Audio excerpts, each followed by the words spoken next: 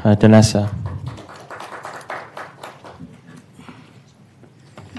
I wasn't going to speak tonight. Clearly, I'm in basically my PJs.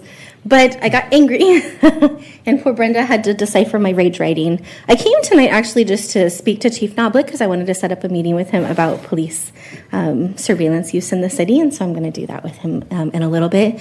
But I, first and foremost, want to say that I absolutely disagree with you, Mayor, that I do not believe we need a police officer at every door. I don't want to live in that police state, and that would be disproportionately. What was that? That's just a figure of speech. Okay, well, yeah, don't take it literally. I would not support such a thing. And secondly, you may not notice as a council, but the fact that these two gentlemen came tonight and spoke about public safety and policing issues and had such a wonderful and meaningful engagement with you and took up 30 minutes of public comment, when it should have been 6 minutes, was wonderful because that is an opportunity for that public engagement, and we need that back and forth. I believe that policing and public safety is something that we should have on the agenda. Rarely do Randy and I agree, but he is right. It should be on the agenda every quarter. It should be in a public forum so that we can discuss it with our police officers and our elected officials. This was not the time to do it, though.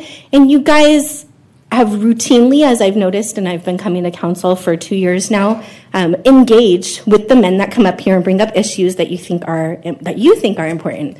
But when people like Lynn Wheat, who comes up with well-researched information every single time, she is a wealth of information and fantastic public advocate in our city. And we don't necessarily agree on a lot of things, Lynn and I, but I am always in awe of her. She brings you really important, meaningful things that are very, very rarely, I can only remember one time where you guys ever engaged in a back and forth with her about it. Even last week, she brought something up that was public safety related about fixing streets. And again, no engagement, but men are routinely given longer time to speak and a more engagement, and I find that unacceptable. If you're going to allow people to go over time, it needs to be consistent, and you need to be engaging with the people back and forth. I've brought things to you, and you told that gentleman that his information was well-researched. I've brought you statistics and data and well-researched things in the past. I know Lynn Wheat has, and a variety of other women, and I don't think that you notice it. I'm not calling you sexist or anything. I'm just saying it is a fact, and I've gone back and I noticed it specifically after the last meeting,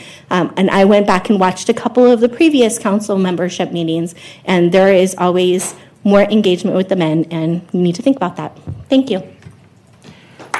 So thank you, Danessa, but for the record, I always allow speakers to finish their thought, and I always ask for a summary. We've gone back and forth with this. Look, we have a city which we want to engage the community. If you're speaking, I'll allow you to finish. And I think your categorization of how we treat men and women, I don't think that's accurate. But I'll be mindful, to be fair, that from here on out, please finish your thought. And when you hear the buzzer, it's time to wrap it up. So thank you very much for your comments. Let's